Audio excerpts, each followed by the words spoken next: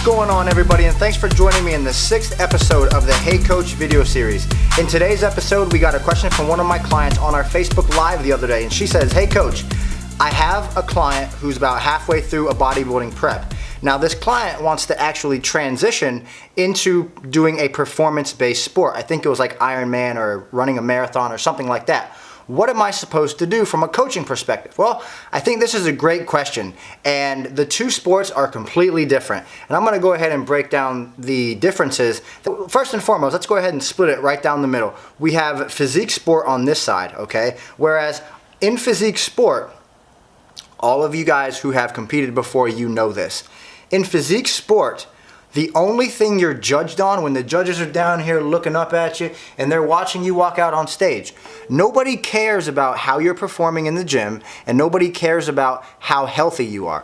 All they care about when they're down there looking and they got their score sheets, they only care about what you look like when you walk out on that stage. So it is sheerly based on your physical aesthetics, getting as lean as you can and showcasing your physique to the best of your ability.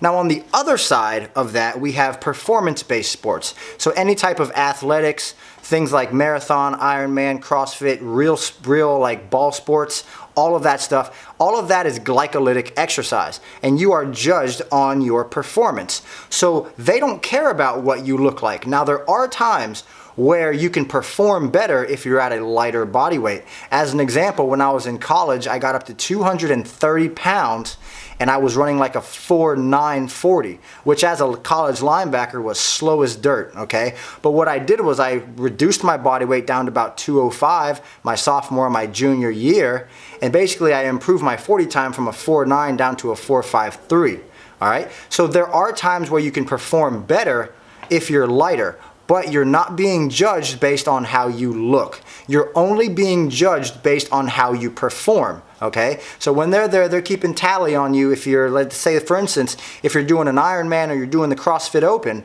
again, nobody cares about what you look like. They're only judging you on how you perform.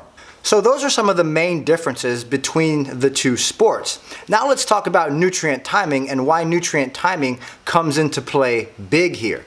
In the bodybuilding world, we typically only work out maybe 5 or 6 days per week because we're trying to cause muscular damage. We're trying to focus on hypertrophy and or muscular maintenance during that time, but we're typically only working out 5 to 6 days per week or once per day. So there's no need for rapid glycogen replenishment. So you can rely more on complex carbohydrates around your training.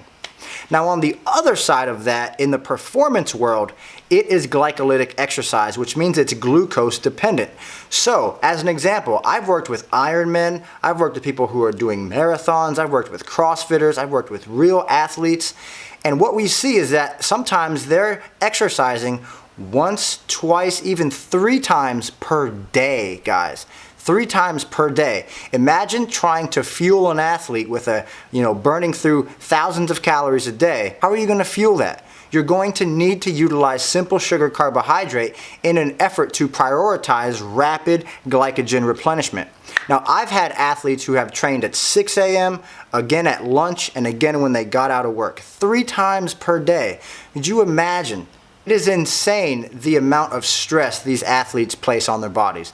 And in my opinion, they put more stress on their bodies than any other sport. People who do Ironman, people who do CrossFit, the amount of training fatigue accumulation there is so high.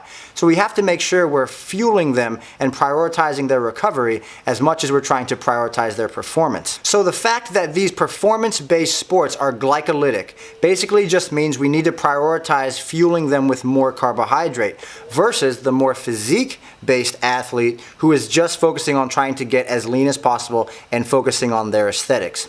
I really hope this video helps shed some light on what you, the coach, should be doing if you have the opportunity to work with a performance-based athlete versus working with a physique-based athlete. Keep in mind that aesthetics are key in physique sport. Performance is key in performance sport. So you need to make sure you're fueling them because nobody cares what they look like on the platform. Thanks so much for checking out this video. I hope this video helps some of you guys, and I will see you in the next video.